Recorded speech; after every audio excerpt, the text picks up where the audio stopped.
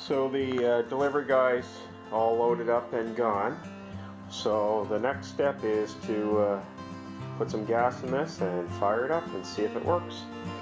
Again, the gas fill neck and tank is underneath the seat, and they're tested at a local shop, but the fuel is drained before they deliver. Let's put some fuel in. Just have a little bit,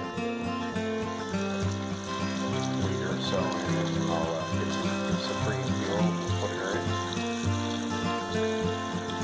And I'll get her started there.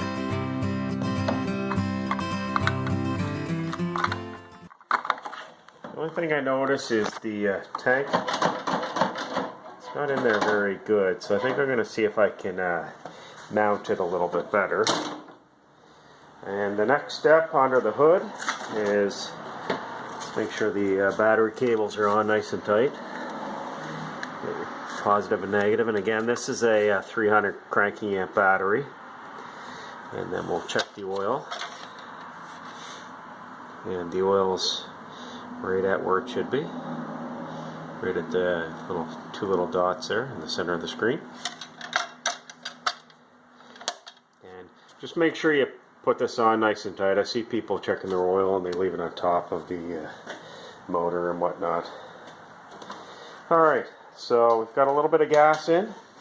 The oil's at the right location. And in order to start these, you've got to put your foot on the brake. You're on the left side of the tractor.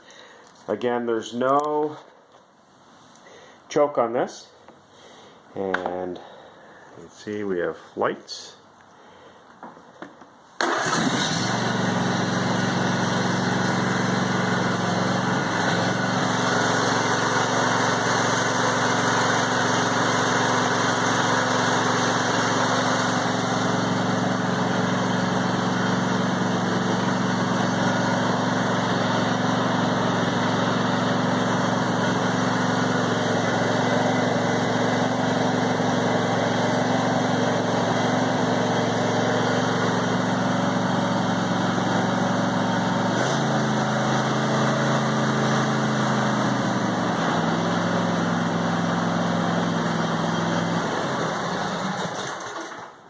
And it fired right up. With these, as soon as you get off the seat, it turns off.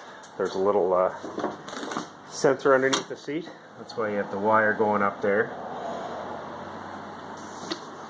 And again, it fired right up. It has 0.1 hours on it, and that would be from the dealership. Before they actually sell these at Home Depot, they go to a shop. All they really do is grease them, check the oil, probably put about a couple ounces of gas in them and let them run for a few minutes just to make sure they're running fine. So started up perfect, which is great to see. Later on, what I'm going to do is wash and wax it, and then we'll get the front bumper installed. Again, it comes in a box. It's not installed, but really it should just be a couple nuts and bolts. Anyways, guys, just wanted to do a short video on the startup of the tractor, and it started fine. Thanks for watching, and stay tuned. I'll be doing an extensive review on this. Again, I've had my old MTD yard machine. It's a 24 horsepower for roughly 12 years, and sadly that will be going up for sale to a new owner. Again, it's been maintained really well and still looks brand new. Just has a little issue with a little leak into the fuel, which should be an easy fix. Anyways, guys, thanks for watching. Stay tuned for further videos. Alright, here's a little bonus clip. I installed the front bumper, and it literally took 30 seconds. All you had to do is slide the front bumper into here, and a little hard to see, but right there, pin goes from the outside and attaches on the inside. It's right there by the front axle. You just slide that through, and it's almost like a cotter pin that holds it on the other end.